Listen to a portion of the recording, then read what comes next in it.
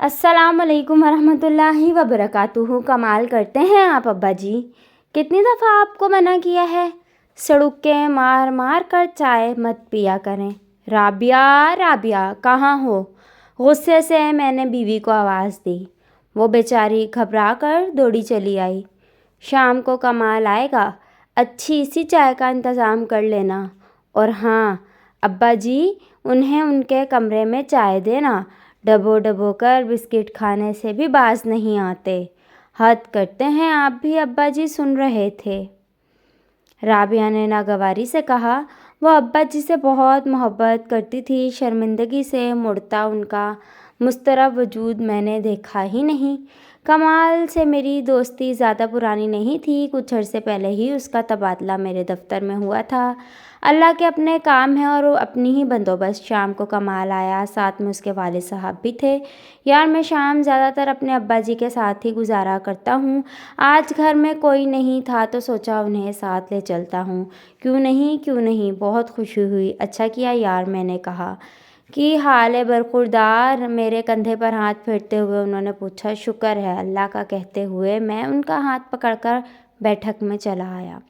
सफ़ेद दाढ़ी, नूरानी चेहरे पर वाले शफीक बुजुर्ग, पहला तासुर मुझ पर यही पड़ा। सोफे पर बैठकर अप्पा जी ने बड़े आराम से टांगें ऊपर की और आलती पालती मारकर बैठ गए। अपनी नागवारी छुपाते हुए मैंने देखा। कमाल ने झट आगे बढ़कर उनकी टांगें ऊपर करने में उनकी मदद की।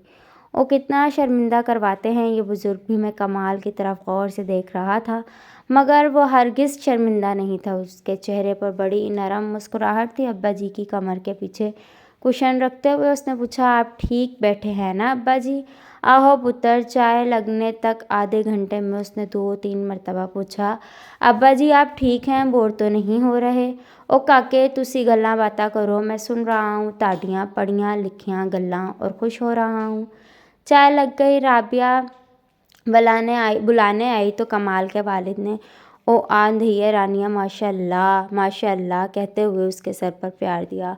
उसे बिल्कुल भी बुरा नहीं लगा था। मोहब्बत से उन्हें टेबल पर ले गई। फ्रिज में चाय डालकर सड़ुक्के मार मार कर पीते अब्बा जी का कई दफ़ा कमाल ने नैपकिन से मुँह साफ़ किया। उसके हाथों में इस कदर नरमी और मोहब्बत थी कि कलम होते तो मोहब्बत की लाजवाल दास्तान लिखते, दिल होते तो निसार जाते, आंखें होते तो वारी ही चले जाते।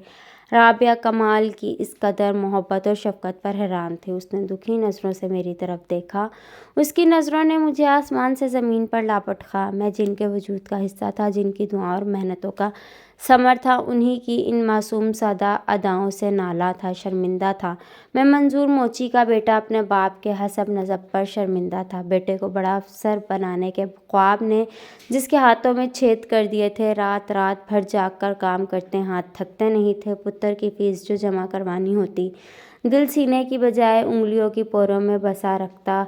अब्बा जी ने काम ऐसा कि सारा शहर अब्बा जी की हुनरमंदी की तारीफ़ किया करता था। मैंने कभी सोचा ही नहीं था मेरे रवैये से उंगलियों की पोरों में बसते इस दिल पर कैसे घाव लगे होंगे। अना के पिंजरे में कैद सोच का परिंदा पिंजरा खुलते ही मस्बत सिमत में परवास करने लगा। मैं कमाल से माज़रत करके अब्बा जी को बुलाने चला आया। उन्हें लाकर प्यार से कुर्सी पर बिठाया, चाय की प्याली सामने रखी और बिस्किट चाय में डुबो कर अपने हाथों से खिलाने लगा। अब्बा जी ने हैरानी से मेरी तरफ देखा, कुछ कहा नहीं। उनकी आंखों की नमी अपनी कम मायगी की दहाई दे रही थी। इन आंखों की नमी में तेरी बख्शिश हरगिज़ नहीं। मैंने प्यार से उनकी दाढ़ी में लगी चाय साफ़ करते हुए सोचा और कमाल की मौजूदगी की परवाह किए बगैर उनके कदमों में बैठकर हाथ जोड़ दिए। मेरे आंसू रुकते ना थे, मुझे करार ना था। अब्बा जी, मेरे प्यारे अब्बा जी, माफ़ कर दें, अपने नालायक बेटे को माफ़ कर दें। उनकी हथेलियों को दीवानावार चूमते मैं माफ़ी का तलबकार था। मंजूर मोची का आले ओहदे पर फाइज ना अहल बेटा।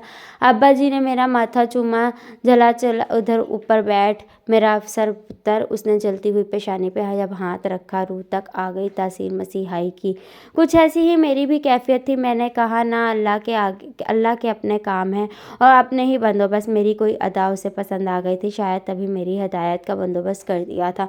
मगर मैं कम ज़र्फ इस काबिल कहाँ। कमीज़ के कोने से अब्बा जी को आंसू साफ़ करते देखकर मैंने सोचा, मैं नाकदर था। मेरा रब ने